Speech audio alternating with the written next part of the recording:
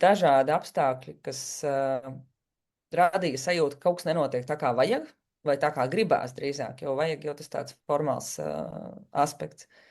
Un man bija vienkārši sajūta, ka gribās, un es izlasīju to aprakstu. Man likās, hei, šis ir forši. Un tur nebija nekāda sajūta, ka kaut kas varētu nesanākt, vai kaut kas varētu neizdoties. Visnībā tā sajūta iekšā bija tāda, ka tu nevari aiziet kaut kur citur, ja tu ej to pašu ceļu.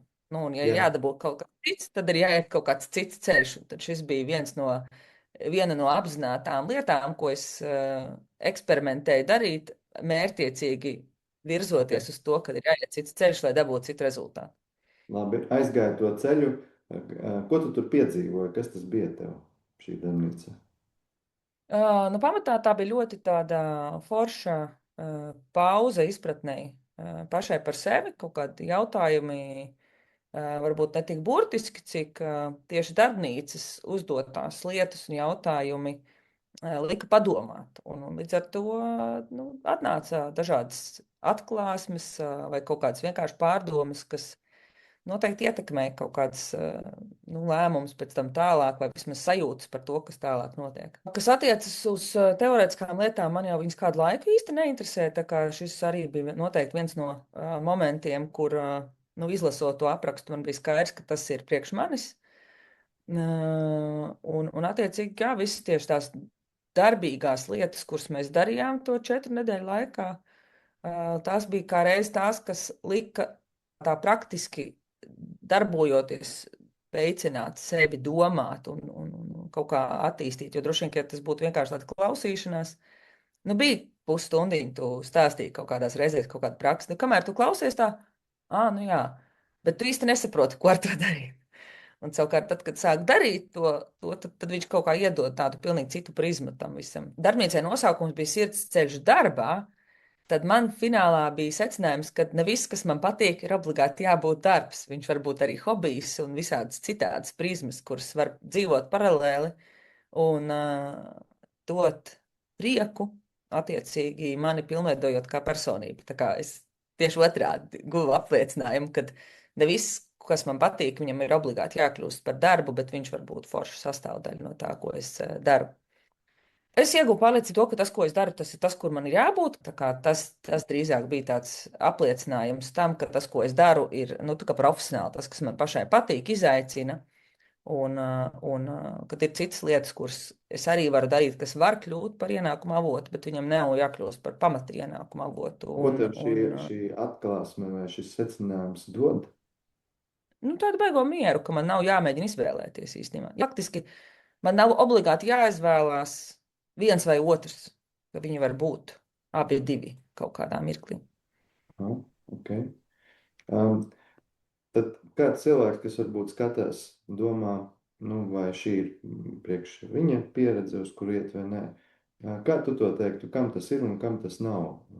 Vai arī kad ir īstais laiks izmantot šo kā rīku saviem mērķiem un kad nav īstais laiks? Šis droši vien ir tāds ļoti personīgs jautājums katram. Vispirmkārt, man liekas, ka ja izlasot, šķiet, ka ir īstais, tad vajag mēģināt, un ja šķiet, ka kaut kas nerezonē, tad droši vien, ka nē, kas ir tāds ļoti sajūtu līmeņa atbilde.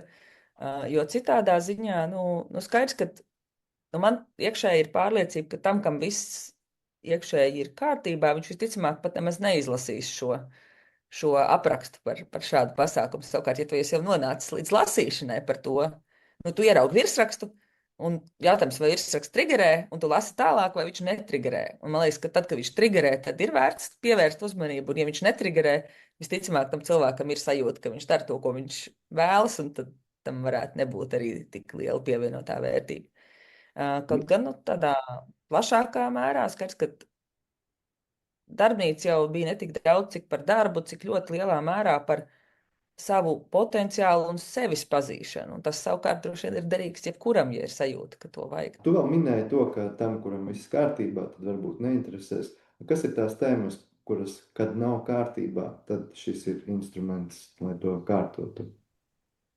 Nu, man liekas, tieši tā ir tā sajūta, kad es eju un man padodas, tad ir kārtībā, un ja es eju un daru, un man kaut kas vai nepatīk, vai nepadodas, vai ir kaut kādas ārējas lietas, kas vienkārši nesanāk, es mēģinu piekto reizi nesanāk, nu tad ir tas brīdis, kurā droši vien var teikt, ka nav kārtībā, jo darot neiet uz priekšu. Vai ir vēl kaut kas, ko būtu vērts apsvērt vai ņemt vērā kādam, kurš domā, iet vai neiet, pieteikties vai nepieteikties? Nu, man liekas, ļoti liela lieta ir iet bez lielām gaidām, bet ar ļoti atvērtu prātu.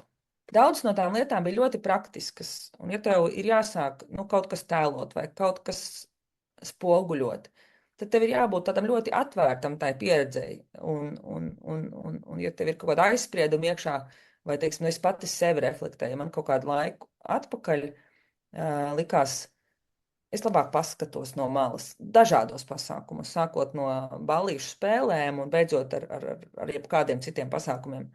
Un tur ir jābūt tai sajūtai vai tai vēlmei iekšējai būt iekšā tajā procesā, nevis būt vērotājiem no malas. Un to, manuprāt, var panākt tad, kad tu ej bez tādām lielām gaidām ar sajūtu, es esmu atvērts pieredzēji. Un tad tas process tev arī, teiksim, paņem. Tas droši vien ir tas inčīgais tajā. Vēl tur tas, kas diezgan daudz notiek, ir sadarbība ar citiem cilvēkiem. Nu, pārsvarā pāri ar otru Jā. cilvēku. Ja? Kā tu to piedzīvoji, šo te sadarbību ar citu cilvēku, vai ir kaut kas, kas tev nāk prātā, kā atmiņa vai komentārs par to?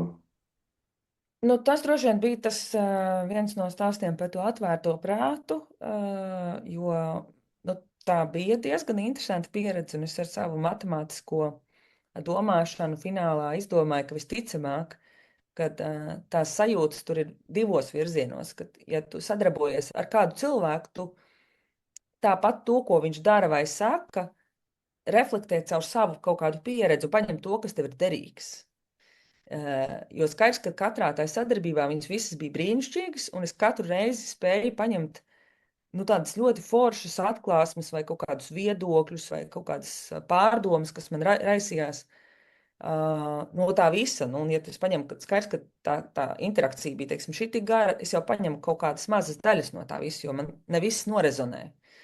Un tad tas iedeva manam tam matemātiskajam prātam sajūtu, ka tur nenotiek nekas tāds ļoti maģisks, bet ka tā vienkārši ir tā savstarpējā iterācija, kur viens otru jūt, ir kaut kāda enerģētiska apmainīšanās, bet tāpat tu finālā, kā tā tīri loģiski paņem to, kas ir derīgs tev tanī brīdī.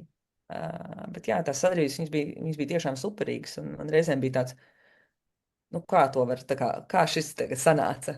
Tāds sajūta, kaut kur bija tā sajūta iekšā, kad tā kā otrs domas lasa vai kā, un tas droši vien liekas kaut kas tāds, kas īsti nešķiet tāds superloģisks, vismaz ne manam prātam, bet droši vien, ka varbūt arī tas nav tik akurāti. Bet tad es to izskaidroju sev tieši šādā veidā, kad tu vienkārši no tā visa paņem tās mazās daļas, kas rezonē ar tevi, un skaidrs, ka viņas rezonē kaut kādā brīdī.